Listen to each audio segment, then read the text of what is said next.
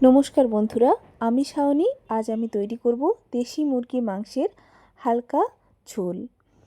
রবিবার দিন রাত্রে আমি ডিনারে এটা তৈরি করেছি, সাদা ভাতের সাথে সার্ভ করেছিলাম। সকালে যেহেতু মাছ ছিল, এই একটা দিনই আমরা সপ্তাহে মাংস খাই, তো মাংস আনা হয়েছিল। দুপুরে মাছ থাকার জন্য মাছটা রান্না করেছিলাম, রাত্রের ডিনারে তৈরি করেছিলাম এই দেশি মুরগির মাংসের হালকা ঝোল।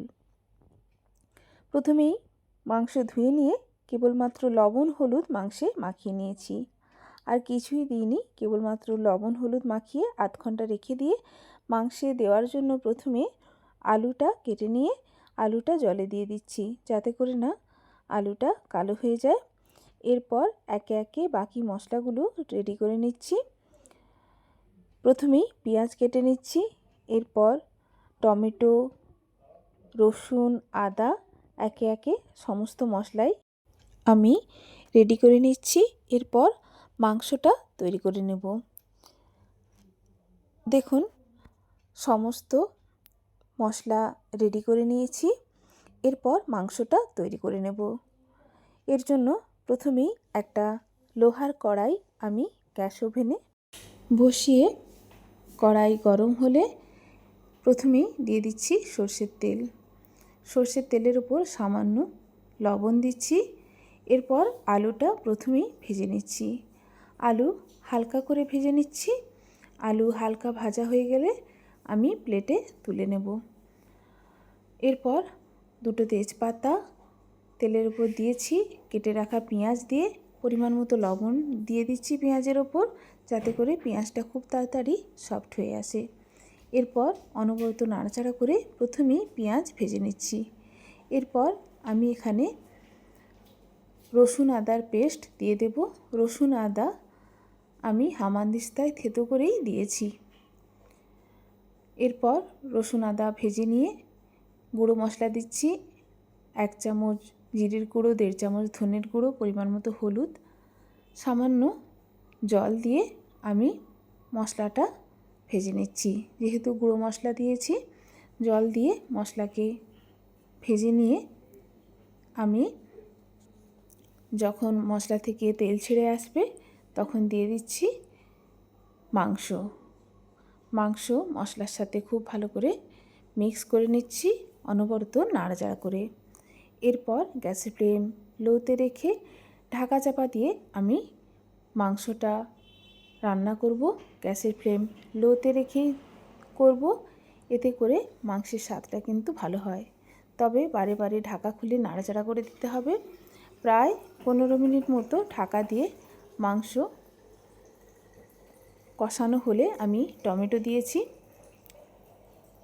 দুটো মিডিয়াম সাইজের টমেটো এখানে দিয়েছি।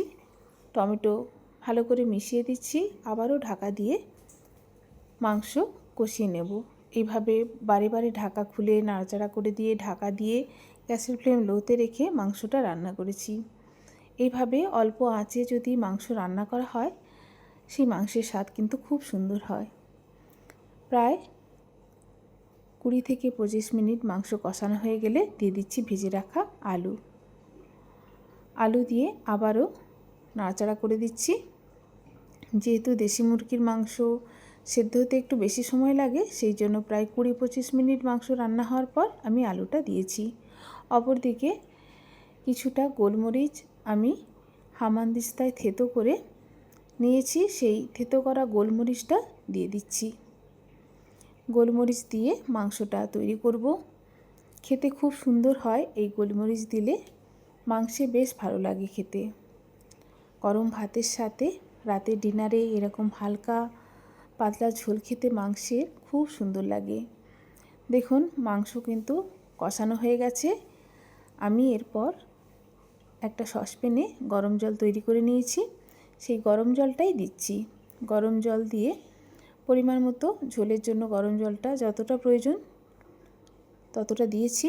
এরপর আমি